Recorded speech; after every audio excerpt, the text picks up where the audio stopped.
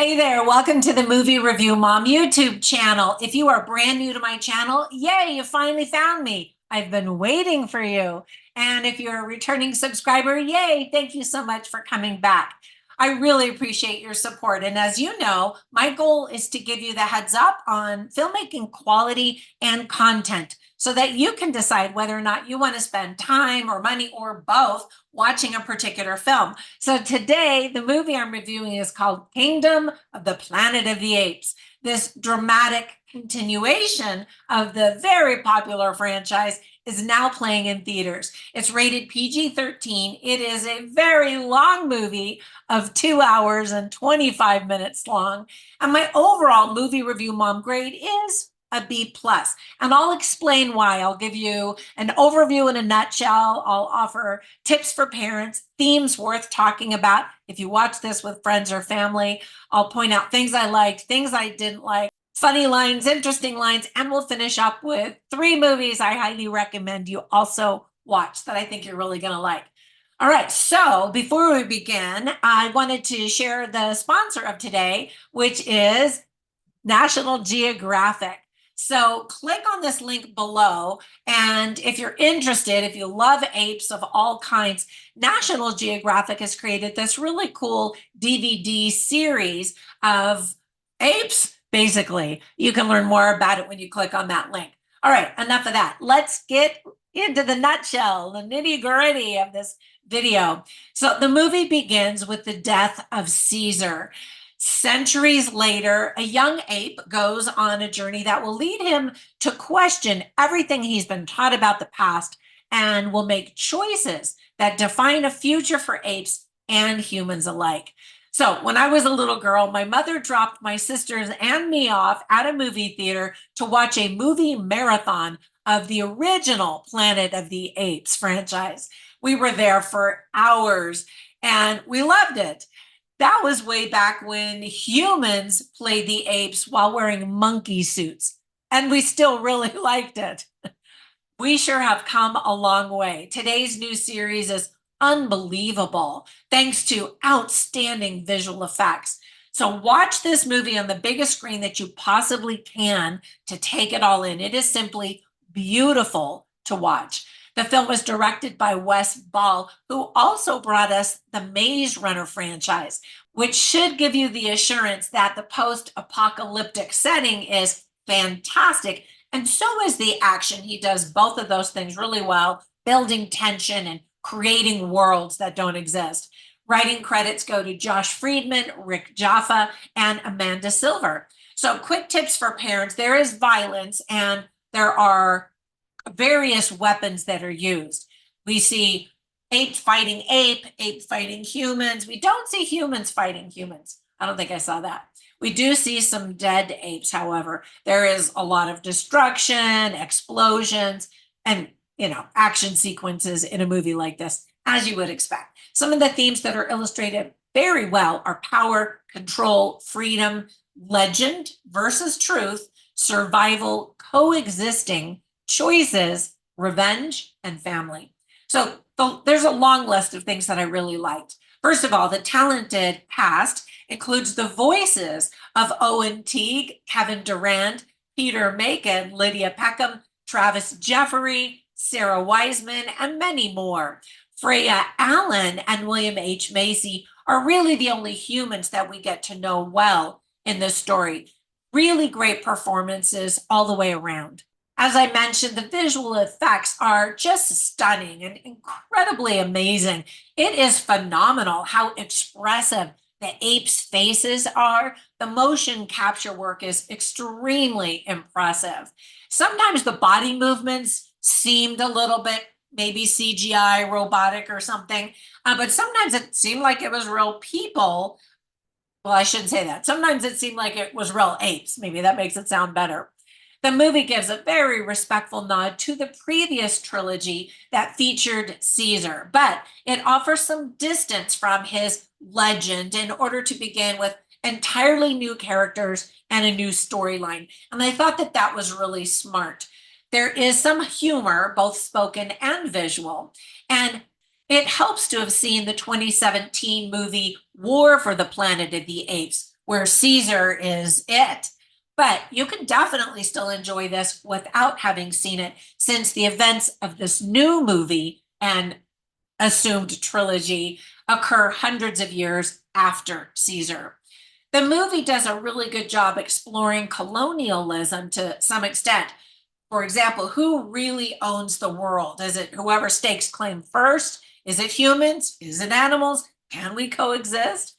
I think it'll be really interesting to see how long it takes before we see a movie where the apes are wearing clothes and have jobs like the original movies. It definitely takes time to develop the characters in the story as well as this story, which offers some mystery because we're not just given all the information at once.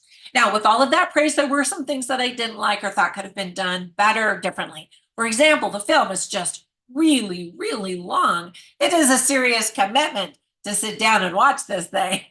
We don't see any action until just about 30 minutes into the film, and the villain doesn't show up until about an hour and a half into the movie. Now, that being said, I could easily take scenes away or parts of scenes and have it not affect the movie. However, if you are really into this franchise, you might really enjoy everything that you see on the screen, and they all have a purpose. So it's not like it's fluff at all.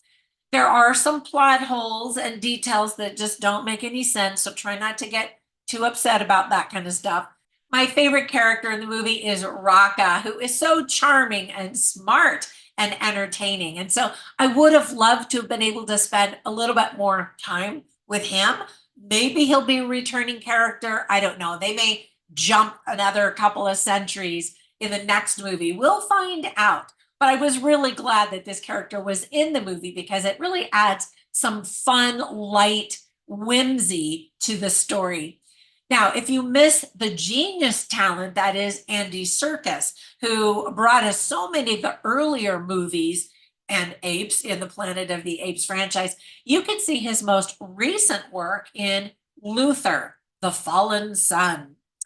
Two leading humans in the story kind of feel like the periphery humans in the Transformers movie, you know what I mean? Where you can't just have a movie about robots because it would feel very stiff.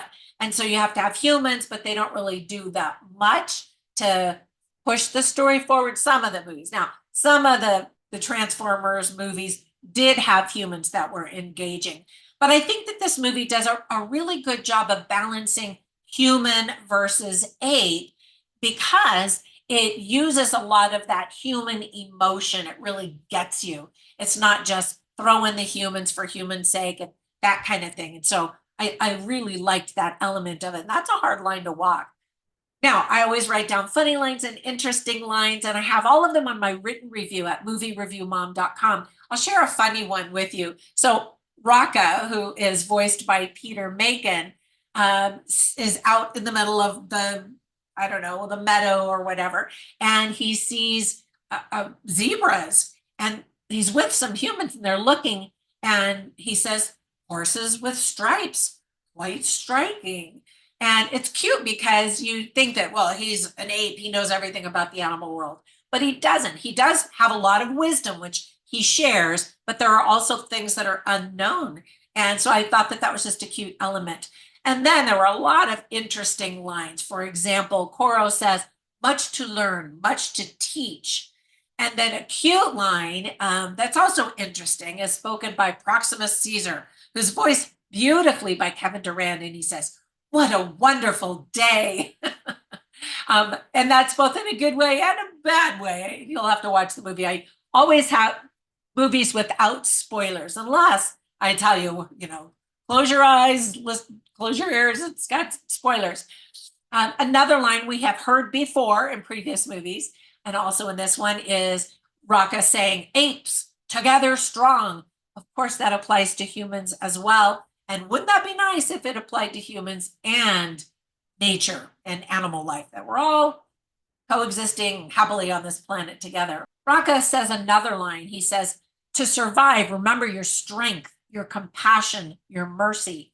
Now, I love that line because you don't often think of strength associated with mercy, right? You're either strong or you're weak. and showing mercy, but there's obviously a very delicate balance between justice and mercy. And I think the movie illustrates it really well. Another interesting line is spoken by Noah, who is voiced by Owen Teague. And Noah says, "Apes hunt humans. This is the law, but the law is wrong." And I love that this movie tackles logical fallacies, which is that one, that just because everybody's doing it doesn't mean it's the right thing to do, right? Now, I always offer recommendations for films, and the ones that I'm going to share probably are no big surprise. You can click on the link down below, and the link will take you to Amazon. So if you want to purchase or rent these videos, it doesn't cost you a penny more by using my link. It takes you over to Amazon, and they'll send me a couple of pennies. So I appreciate that. Those pennies will put my kids through college. Well, anyway, every little bit helps. So thank you. I appreciate your support. So the movies I recommend are the three from the last trilogy. Back in 2011, we saw Rise of the Planet of the Apes. 2014, we saw Dawn of the Planet of the Apes.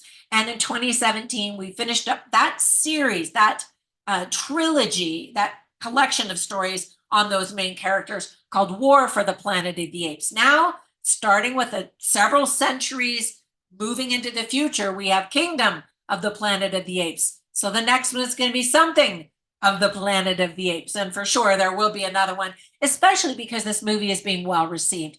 Let me know what you think of this film. Again, comment down below. And if you're a subscriber, you know I reply to every comment. So I appreciate it. When you get a minute, run over and find me on Instagram, Facebook, Twitter. I'm on all of the social media platforms, both as Movie Review Mom, but also as my name, Trina Boice, where you can learn more about all of my books, my online courses, my products, and my other shenanigans.